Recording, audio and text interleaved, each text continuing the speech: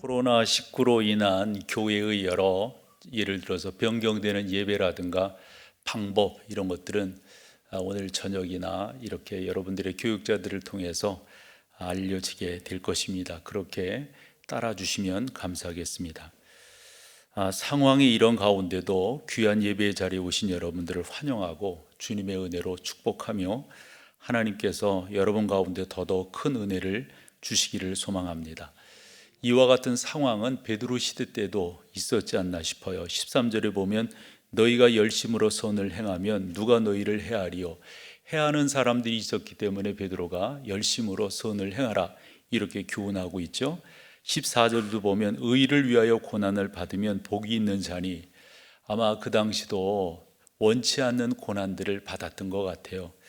저는 자꾸의 현실이 우리가 예배하는 이 예배가 방해되는 이러한 요소들이 목사이기 때문이라기보다도 전반적으로 봤을 때 일반적인 코로나19에 대한 어떤 이 바이러스 균의 전염으로 인한 내용이겠지만, 이것도 우리가 영적인 면에서 너무 극단적인 해석은 뭐하지만 잘 선용해서 하나님 앞으로 더 나아가는데 귀한 은혜가 있기를 소망하는 거죠.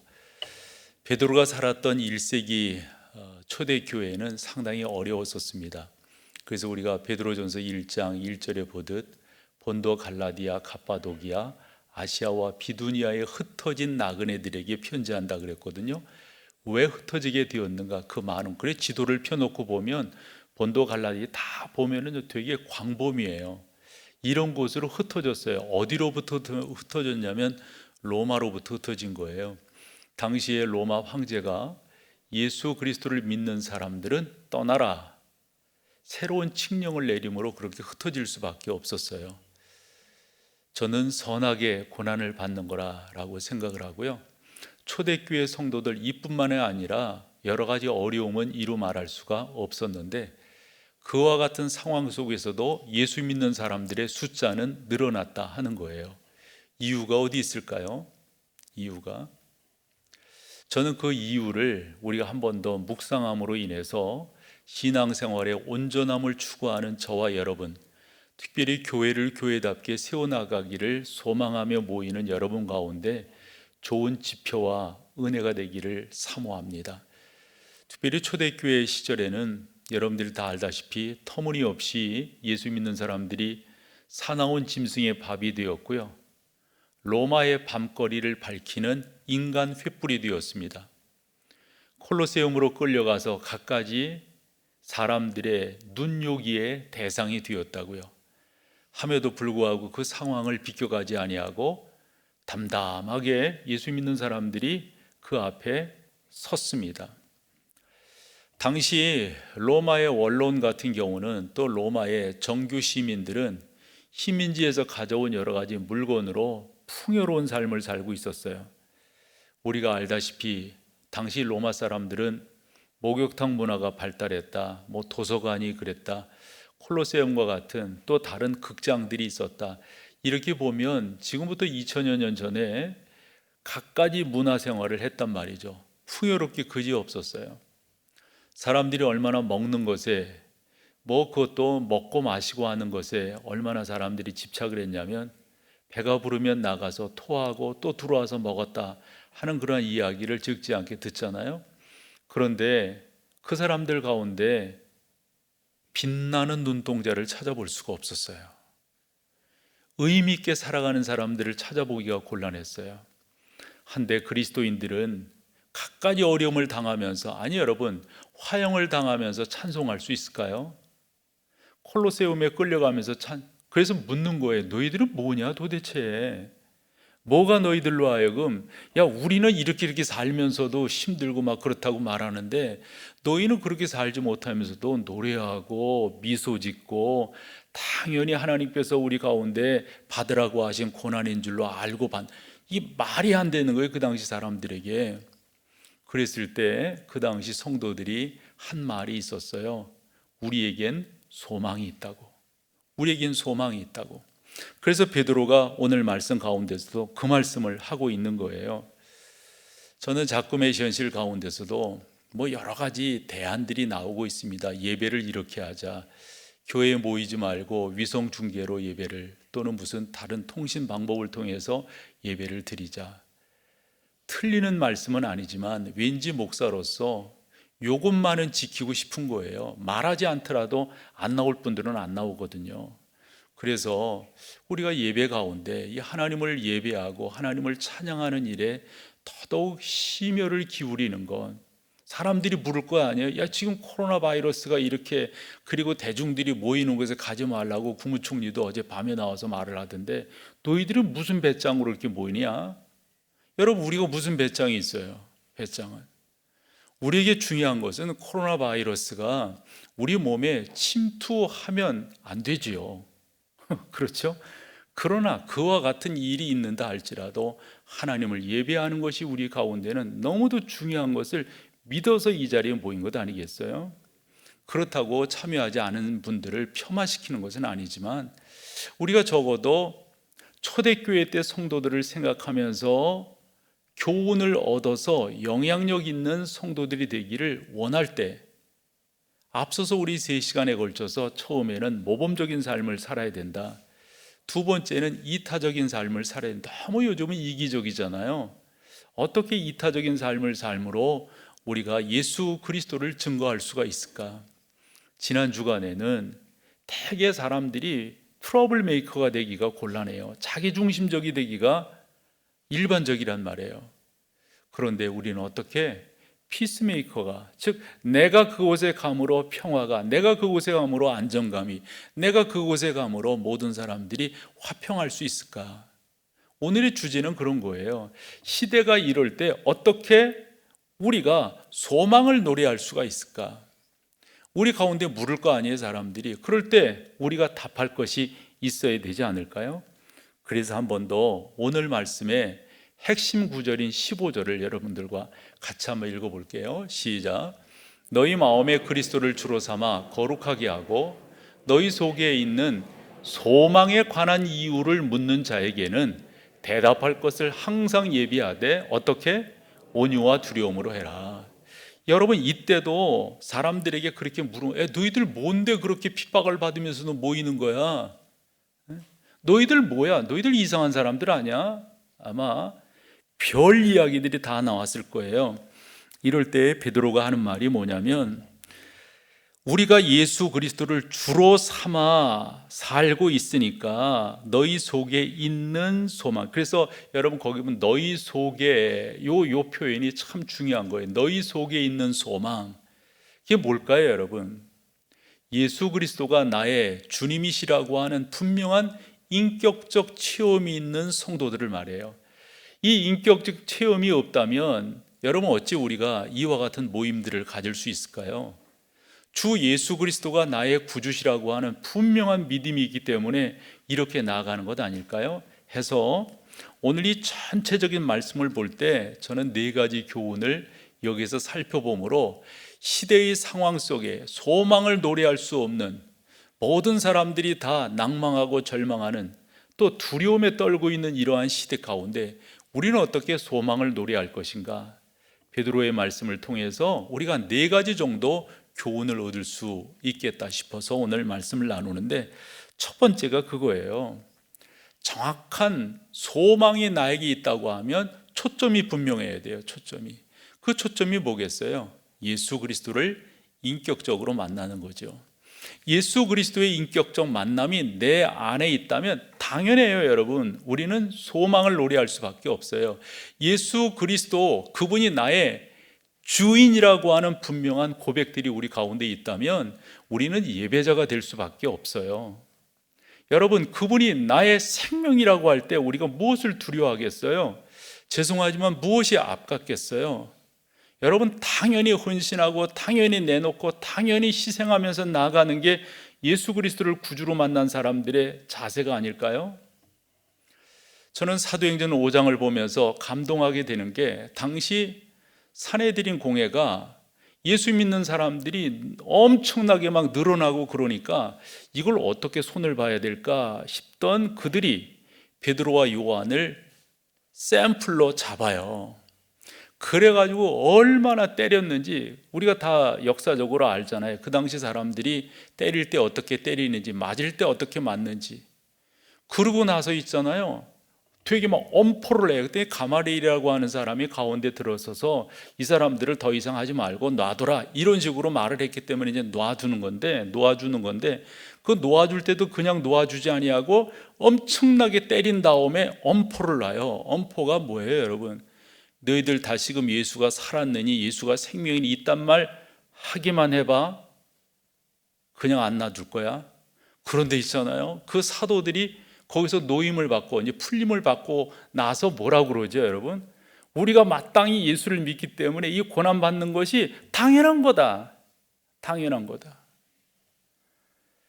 그러면서 있잖아요, 찬송하면서 그 자리를 뜨는 거예요.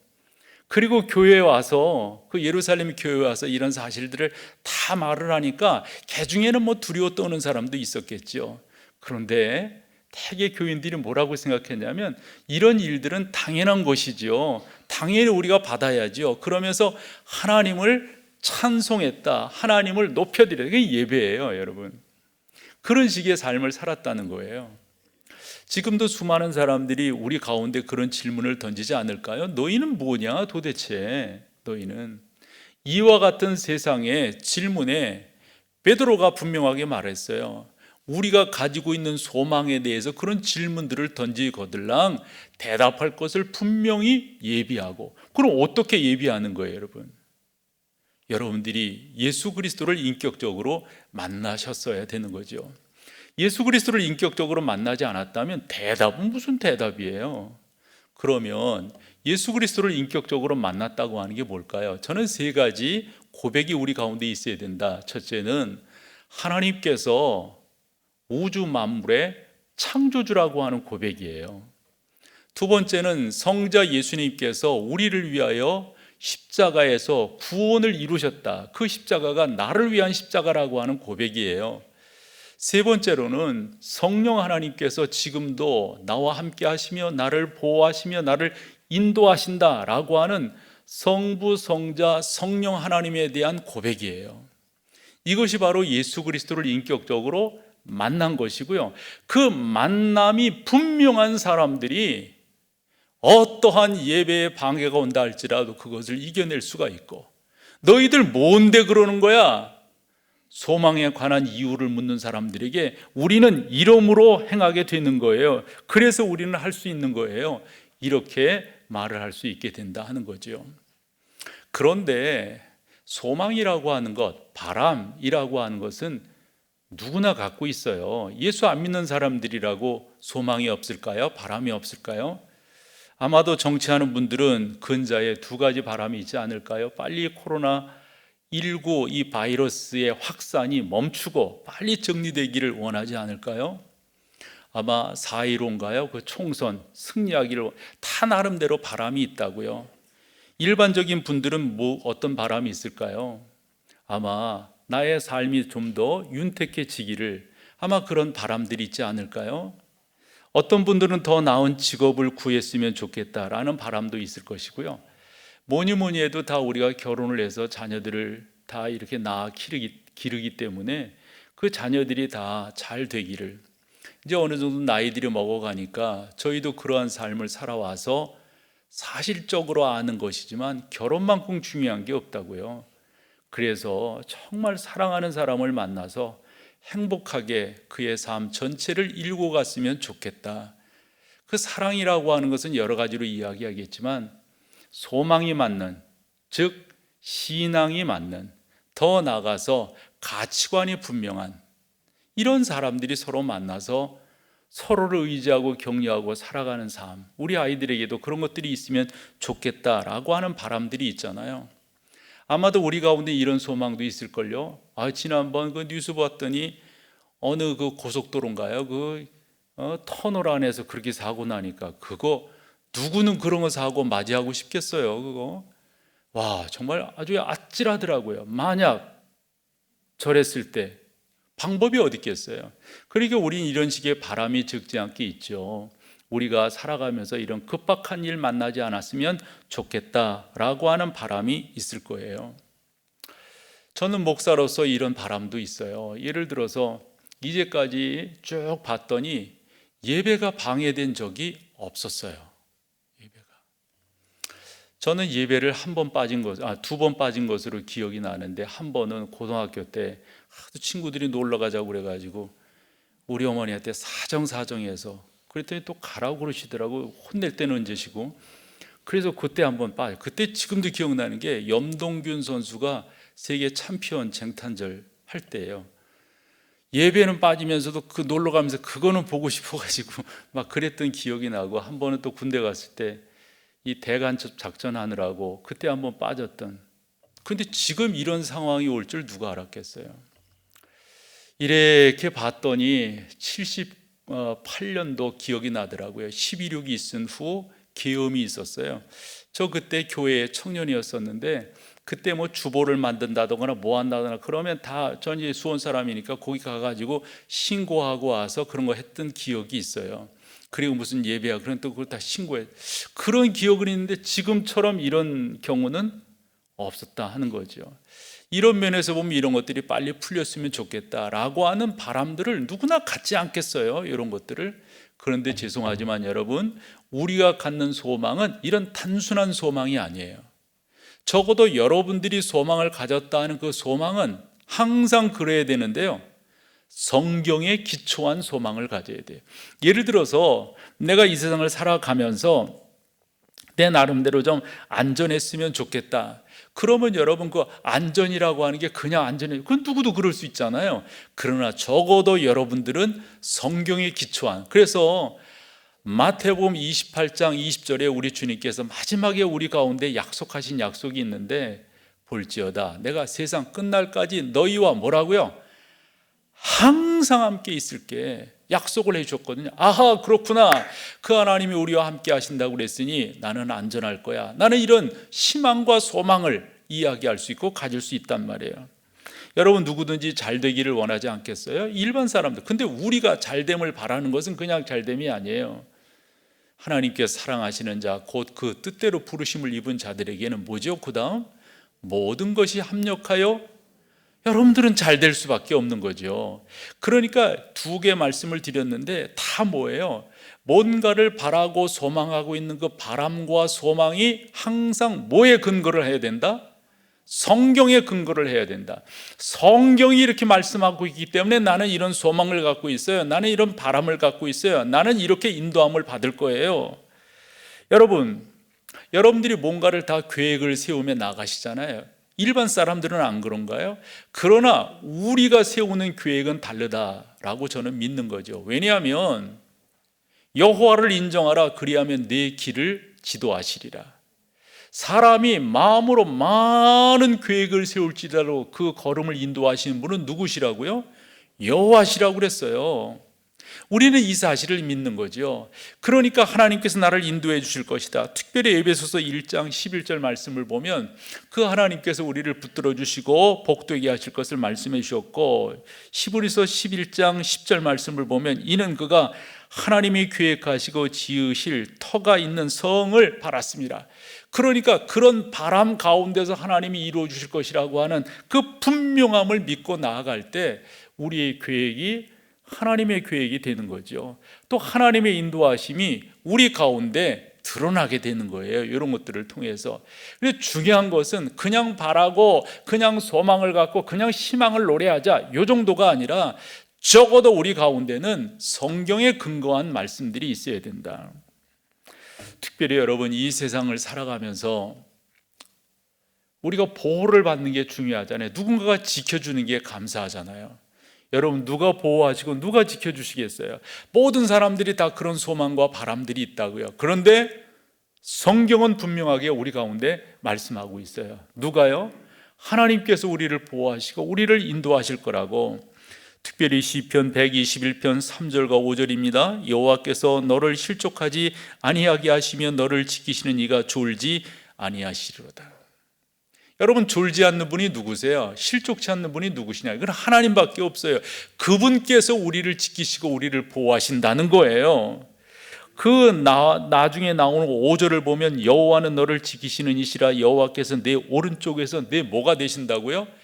그러니까 우리 성경은 다 의미들이 있잖아요. 하나, 단어들이 그 중에 하나가 오른쪽이라고 하는 거, 왼쪽과 오른쪽. 오른쪽은 무슨 의미를 담고 있어요?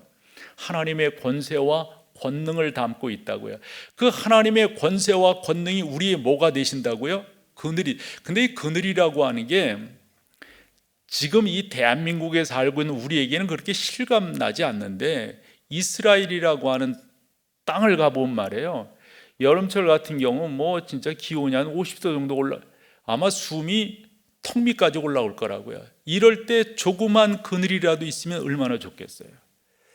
엘리야를 하나님께서 보호하실 때 박넝쿨 하나를 통해서 이렇게 보호하셨다고요. 또한 요나를 그렇게 보호하셨다고요.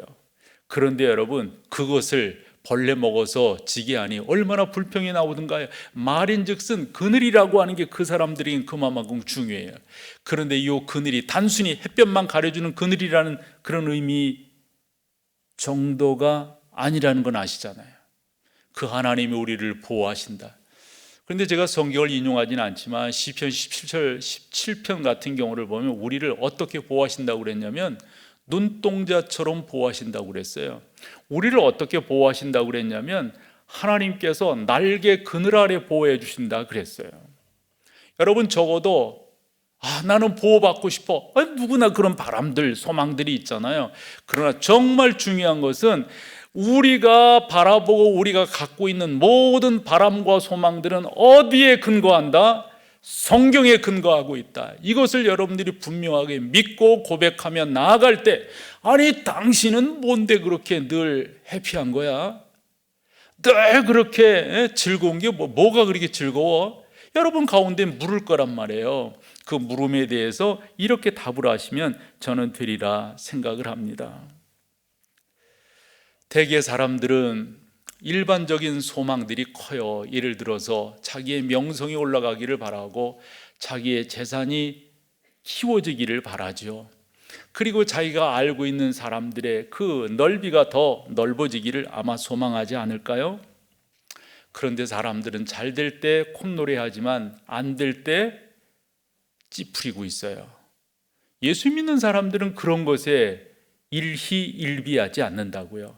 좀 더 분명하게 함에 불구하고 우리가 예수 그리스도 안에 있기 때문에 여러분 더더욱 우리는 희망을 노래하고 소망을 갖고 있고 그 안에서 기뻐하며 나아갈 수 있다는 말씀이죠. 그래서 요 짧은 내용을 결론을 지어본다면 우리의 소망은 예수예요. 예수 없는 그 무엇도 여러분 의미가 없어요. 모든 것에 다 예수님이 들어가 계셔야 돼요. 우리가 그 학생 때 많이 불렀던 그 찬송 가운데 이런 복음성가가 있어요.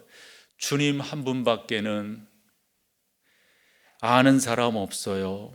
가슴 깊이 스며 있는 주님 사랑하는 마음, 뭐 이런 찬송, 김석균 씨의 곡인데 이 찬송 많이 하면서 우리가 젊은 시절을 보냈다는 말씀이죠.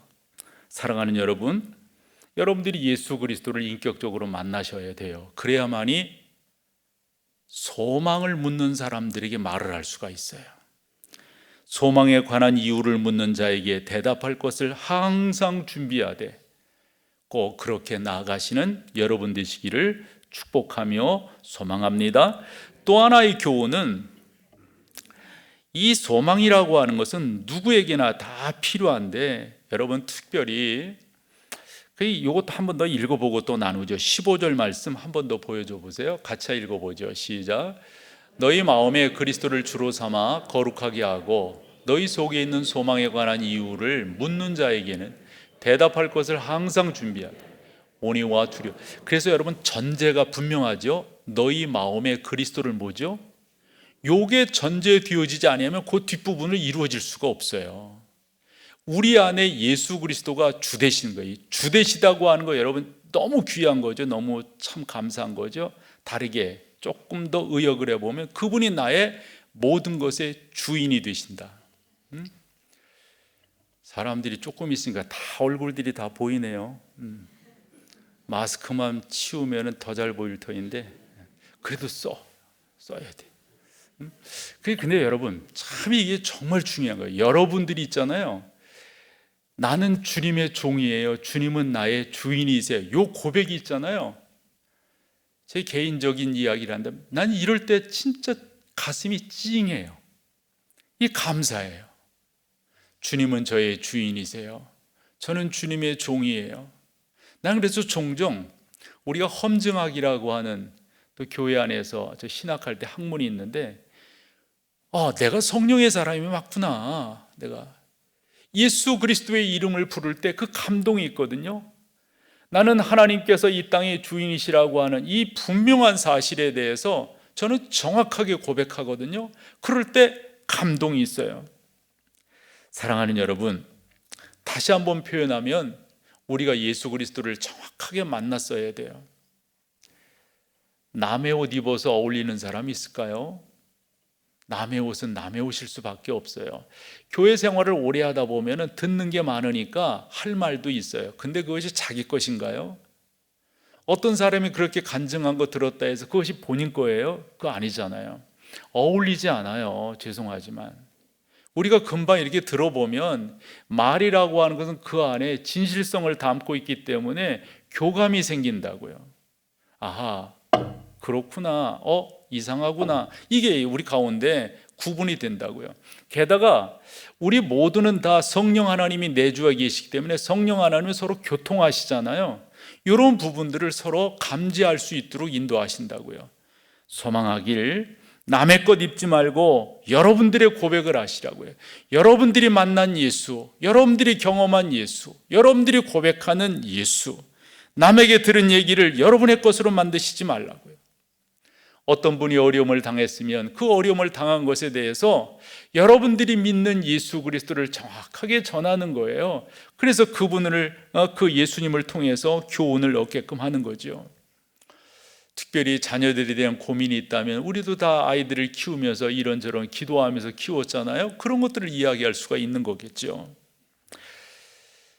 교인 가운데는 사업하시는 분들도 더러 계시죠. 그런 분들을 이렇게 보면은 한두 번 이렇게 롤러코스터를 타지 않은 분이 없으시더라고요. 다 그런 과정들을 겪으시고 그럴 때 하나님 앞에 어떻게 기도하며 이겨냈는가, 그게 그분의 소망에 관한 이유를 묻는 자들에게 답할 거예요.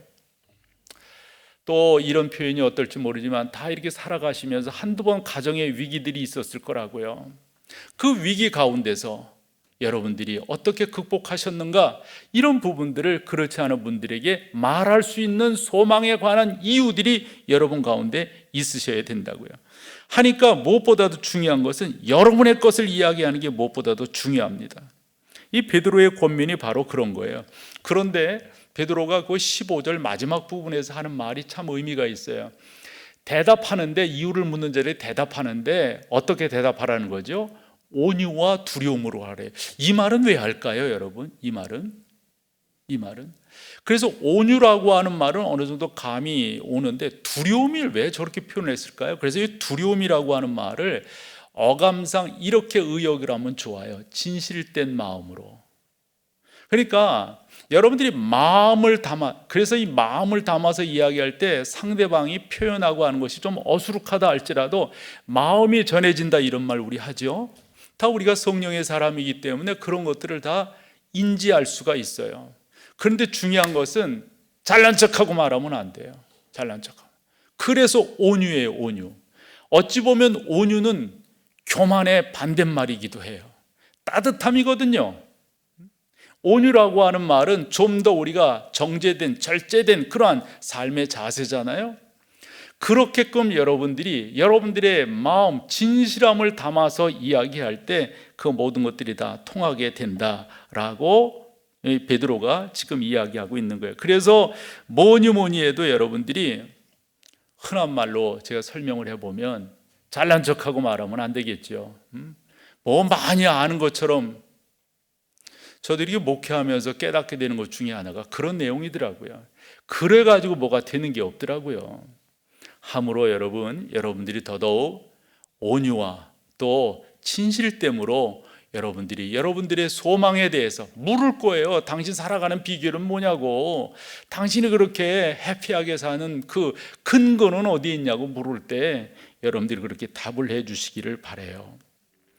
잠언 15장 25절에 보면 교만한 자의 집을 하나님은 허신다고 그랬고요, 야고보도 이런 말을 했어요. 하나님은 교만한 자를 물리치시고 겸손한 자를 가까이. 근데 야고보만 그런 말을 하지 않았더라고요. 이 성경이 담고 있는 내용들을 보면 교만이라고 하는 게 여러분 하나님 없이 살아가는 사람들의 대표적인 하나의 성격적 특징 아니에요? 하나님이시 살아가는 사람들의 대표적인 성격적 특징이 있다면 뭐예요? 온유함이에요. 따뜻함. 따뜻함. 그래, 관대함. 이런 부분들이라고요. 그런데 하나님 없이 살아가는 사람들이 이렇게 배면 말이에요. 이제 죄송해요. 이게 뭐 제 식으로 너무 표현해서 지 잘나기 너무 많아. 혼자 잘났어. 여러분, 절대적인 것 중에 전 하나라고 말씀드릴 수 있는데요, 절대 리더가 될 수가 없어요. 그런 사람들.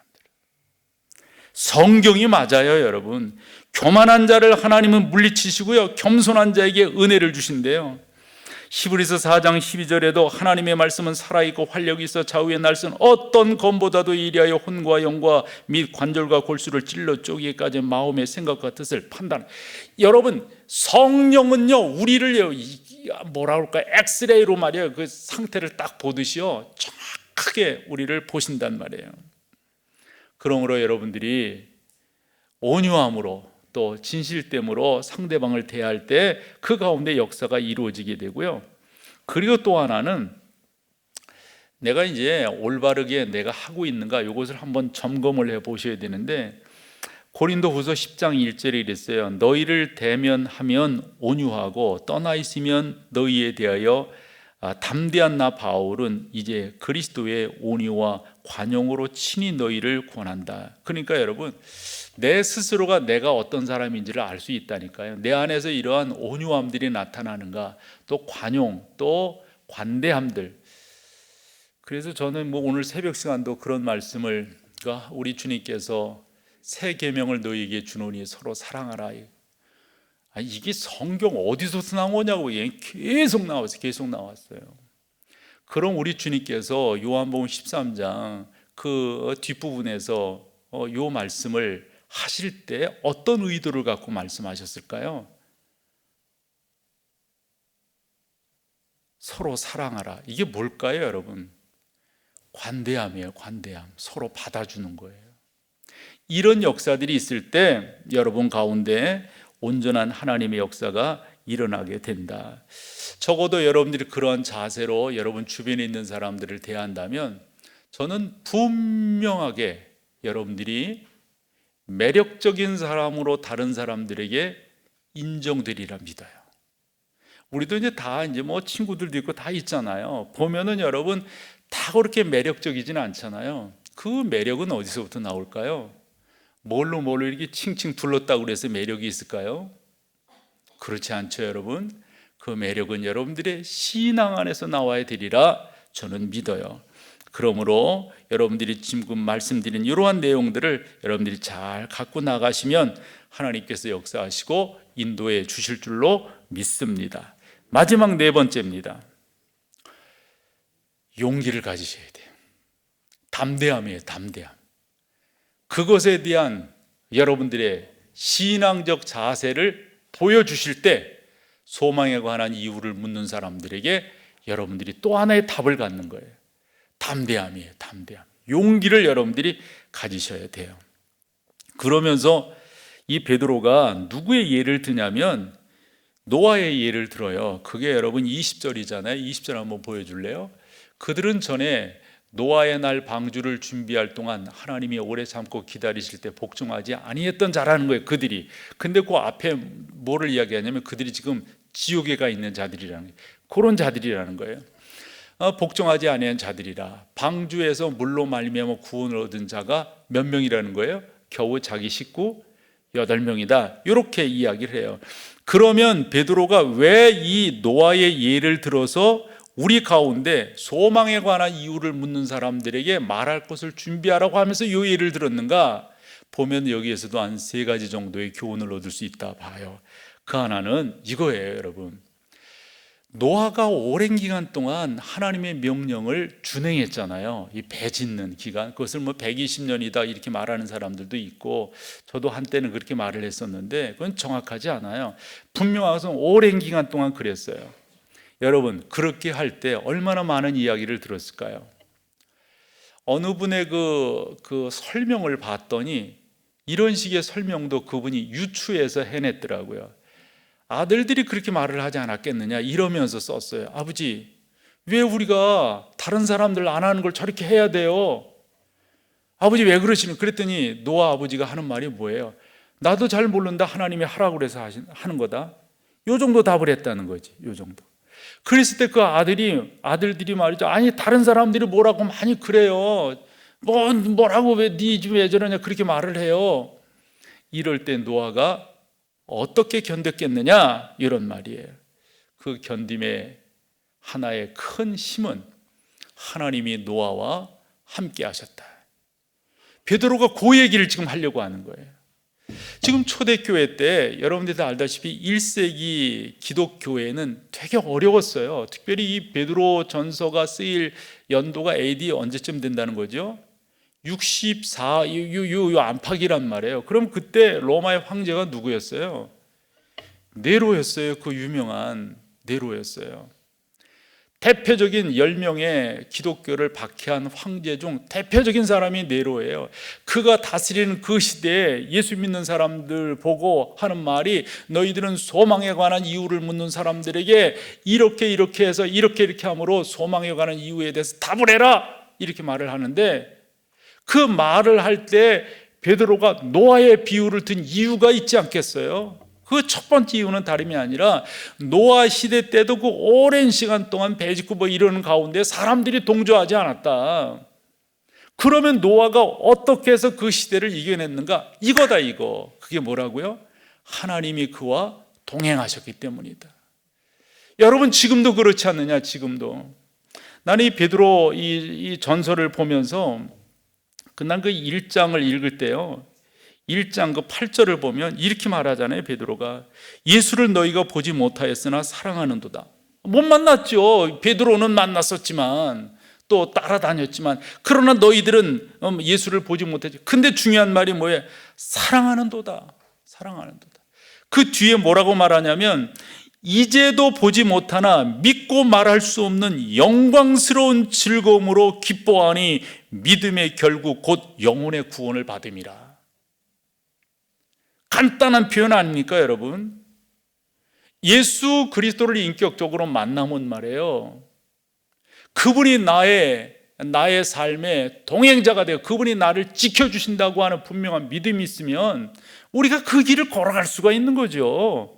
그 길을 담대하게 나아갈 수가 있는 것 아니겠어요? 아마도 노아는 지금 베드로에 의해서 그렇게끔 설명되고 있다, 저는 그렇게 봐요. 그러면 베드로 후대가, 우리가 베드로 전설을 이렇게 보면서 느끼게 될 것은 뭘까요? 그렇구나, 노아와 함께 하신 하나님, 베드로와 동행하신 하나님, 초대교회 어려운 상황 속에서도 역사하신 하나님, 그러면요 지금 나와도 동행하시고 역사하실 줄로 믿습니다. 이 고백이 당연히 나오는 것 아니겠어요? 제가 정확히 모르지만 이 비행기 조종하는 분들이 그 랜딩할 때 그냥 내리는 게 아니라고 그러잖아요. 그래서 제가 그 전문 용어인지는 몰라도 파일럿 라인이라고 하는 게 있다고 그래요. 그래서 저렇게 해서 저 불빛을 보고 쫙 내려오는 거잖아요. 여러분, 하나님이 우리를 이렇게 인도하신다라고 저는 믿어요. 상상을 해보았어요. 하나님이 우리 가운데 당신의 것을 공급을 해주시는데, 하늘의 파이프라인을 통해서 우리 가운데 하나님께서 놀라운 것들로 채워주시고 역사하시고 인도하신다. 이게 여러분 성경이 우리 가운데 주는 중요한 교훈입니다. 또 하나, 베드로가 노아의 예를 들어서 교훈하려고 하는 것은, 노아 같은 믿음의 사람도 오랜 기간 동안 참았다. 오랜 기간 동안. 베드로도 그거 아닐까요? 그 얘기를 내일 해결되겠지, 모레 해결되겠지 이런 얘기가 아니잖아요. 오랜 기간 동안 참았다. 그러면 이 성경을 읽는 독자인 우리 또한 어떤 생각을 가져야 되겠어요? 우리 또한 참아야 되겠다. 우리 또한 저도 이렇게 목회를 하면서 느끼는 것 중에 하나가 신앙생활이라고 하는 것은 한때 잘하는 게 의미가 없더라고요. 한때 잘하는 게. 정말 중요한 것은 끝까지 가는 거예요. 끝까지. 그 요단강 건너가는 그 지점까지 우리가 끝까지 주님을 신뢰하며 가는 것. 그냥 제 투박한 표현을 해볼까요? 별 따오지 않으면 어때요? 여러분들이 큰일 안 이러면 어때요? 하고 싶은 사람은 하시지만 나는 그냥 그렇게 살아갈 거예요. 이렇게 못하면 어때요? 그냥 뚜벅뚜벅 나에게 주어진 길 가면 되는 거잖아요. 아마 베드로가 노아를 예로 든 이유 중에 하나가 그거 아닐까요? 그렇게 오랫동안 기다렸음에도 불구하고 결과가 안 나타나는 거예요. 베드로 시대 때도 마찬가지예요. 그래서 우리가 313년 니케아 종교회의까지, 그리고 290년에 또 이 기독교가 공인되기까지 얼마나 많은 그 기간 동안 성도들이 참고 인내하고 그랬을까요? 저는 이런 자세가 지금 우리에게도 주는 중요한 교훈이다라고 믿는 거죠. 노아는 실패자가 아니었습니다. 맞아요. 베드로도 그렇고 그 살고 있는 그 시대의 성도들도 실패자가 아니었어요. 노아는 히브리서 11장의 믿음의 영웅으로 기록되어 있는데요, 베드로 시대 때 살고 있는 성도들도 만약 성경의 믿음의 영웅들을 기록하는 장을 크게 했다면 아마 그분들도 들어갔으리라 라고 믿습니다.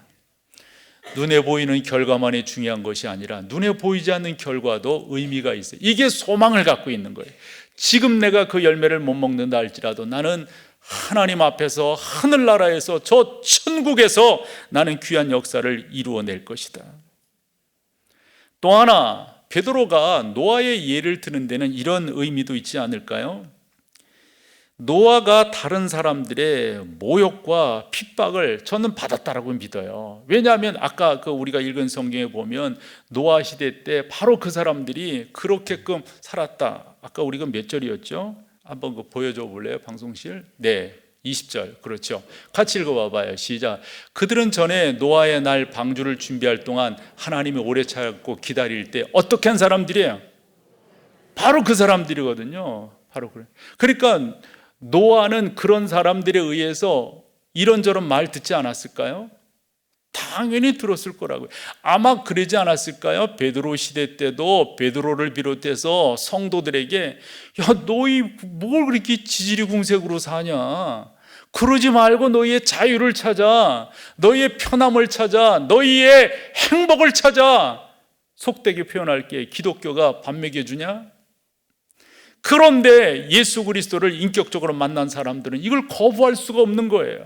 해서 베드로가 그렇게 말을 하는 거죠. 노아 시대 때도 노아가 수많은 사람들의 모욕과 박해를 참고 이겨냈듯이 우리도 그래야 된다고. 그러면 그 성경을 보고 있는 우리는 어찌해야 되는 거예요? 당연하죠. 우리도 그렇게 나가야 되는 거죠. 베드로만 그렇게 말한 것이 아니라 사도 바울도 그렇게 표현을 했어요. 갈라디아서 6장 9절에 우리가 선을 행하되 낙심하지 말지니 포기하지 아니하면 때가 이름에 거두리라. 언제 거둔다는 거예요 이게요? 아마 모르긴 몰라도 지금 바울이 이야기하려고 하는 그 때는 언제일까? 아마 하늘나라 아닐까요? 거기서는 분명 거두게 될 거다. 거기서는. 어려서부터 그런 교훈을 많이 받으면서 컸어요.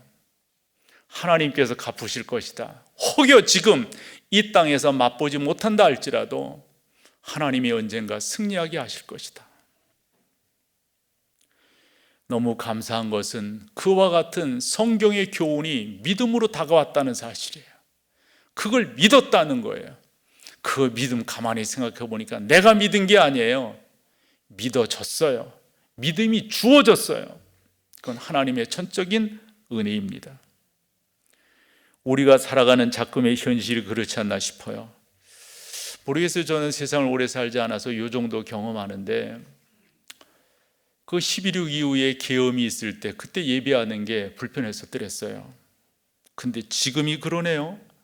지금이 이 예배가 이렇게 불편한 때가 있었었나 싶어요.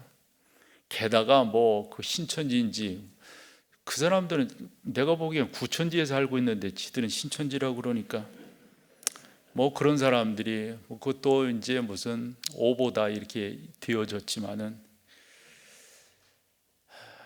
참 아쉬움이 많죠. 정부가 조금 더 일찍 좀 그런 것들을 막아주셨으면, 차단을 해주셨으면 지금 이 상황이 안 나타났을 터인데 어쨌건 상황이 그렇게 되었습니다. 노아 시대 때나 믿음의 사람 베드로가 사역하던 이 초대교회 시대 때나 예수를 증거한다고 하는 것은 박해를 받는 때입니다. 아마 이렇게 모이는 것에 대해서도 설왕설래가 많을걸요. 때가 어느 때인데,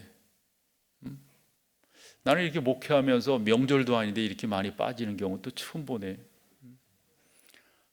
우리가 한 예배 나오는 게 거의 한 1800 정도 이렇게 나오는데요, 요 몇 주간 사이에 한 250명이 줄었어요. 오늘은 뭐 터무니도 없는데요, 뭐 나오지 말라는 말도 안 하는데 자발적으로 납세를 하셨네. 어쨌건 우리가 이럴 때 더 하나님 앞에 잘 세워지는 것, 몰긴 몰라도 지금이 가장 우리 기독교로서는 황금기를 가고 있지 않는가. 저는 사실 어려서부터 신앙생활을 했기 때문에 교회가 발전하는 것, 특별히 80년대 교회의 황금기라고 하는 그런 시절을 보냈잖아요. 또 정책이었던 90년대, 약간 하락하고 있는 2000년대, 이렇게 또 그때 목회의 현장에 주도적으로 이렇게 사역을 하게 되었어요. 게다가 요즘은 차별금지법이라고 하는 게, 그게 다 나쁜 건 아니죠, 여러분. 그 가운데 기독교적 안목에서 봤을 때 독소 조항이 있는 거죠.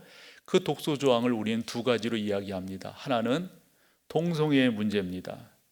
동성애라고 사실 성평등을 이야기하는 거잖아요. 근데 이 성이라고 하는 것은 주어지는 것이 아니라 자기가 선택한다. 어떤 진짜 그 X 같은 자기는 남자 하기 싫대요.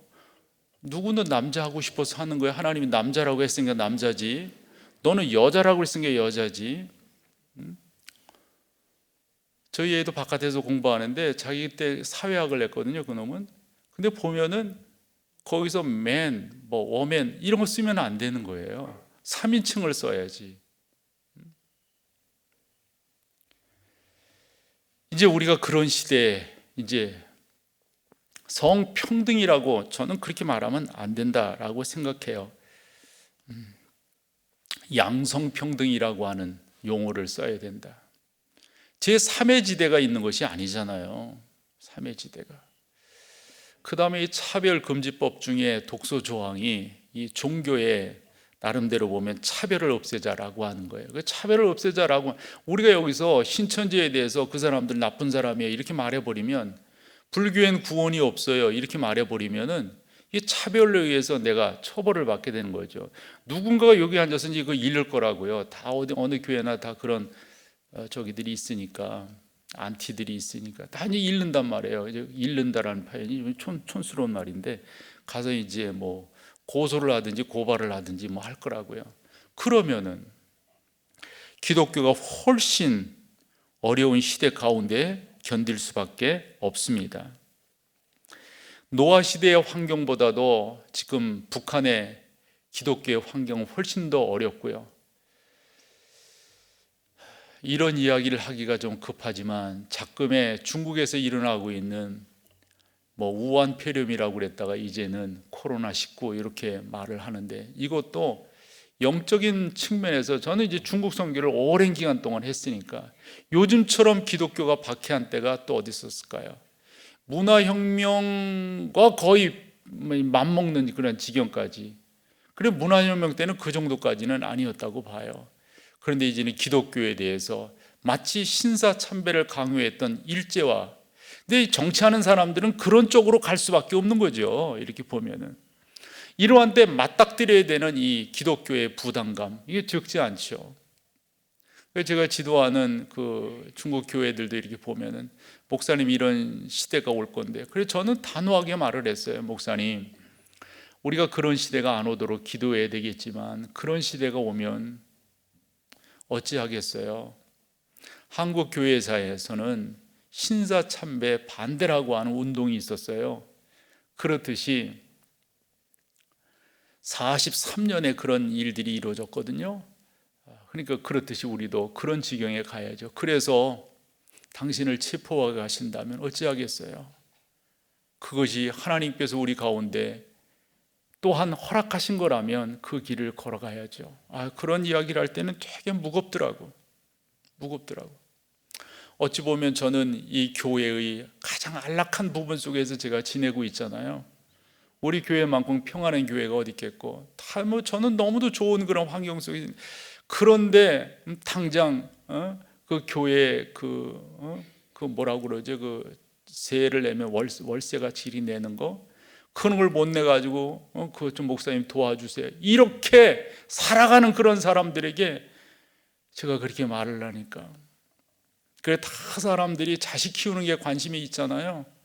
근데 거기서는 자기가 받는 뭐 쉽게 말하면 월급이 그거밖에 안 되니까, 생활비가 안 되니까 애들을 어떻게 키우겠어요?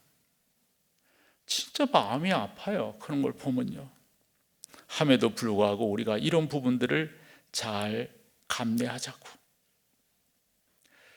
고난의 색깔은 저마다 다르지만 고난이라고 하는 주제는 같아요. 개인이나 가정이나 살아가는 삶, 특별히 요즘과 같은 국가적인 이러한 고난들, 중요한 것은 여러분, 우리가 두려울 것이 아니라, 이럴 때 위축될 것이 아니라, 당신은 왜 그렇게 살아요? 라고 사람들이 물을 거예요. 소망에 관한 이유를. 그때 여러분들이 답을 하실 수 있어야 됩니다.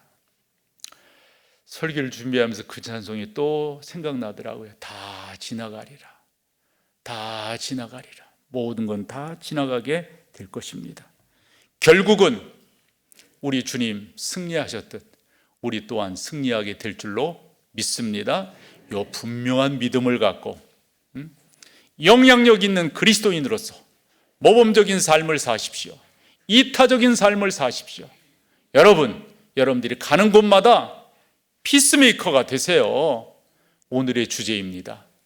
소망이 없는 이 시대 가운데 뭔 소망으로, 뭐가 그렇게 너는 좋으냐, 뭐가 그렇게 해피하냐 라고 묻는 그 사람들에게, 저에게는 예수님이 계세요. 그분은 나의 주인이세요. 성경에 보면 이와 같은 식으로 나를 보호하고 인도하고 나의 모든 삶을 주관하신다고 했어요. 나는 그분을 믿어요. 물을 때 남의 이야기 하시지 말고 여러분들이 이야기를 하세요. 여러분들이 경험한 예수 잘 전하셔서 승리하시는 귀한 여러분 다 되시기를 축원합니다. 자리에 일어나셔서 마지막 찬양하겠습니다. 이 찬양 가사가 오늘 제 설교에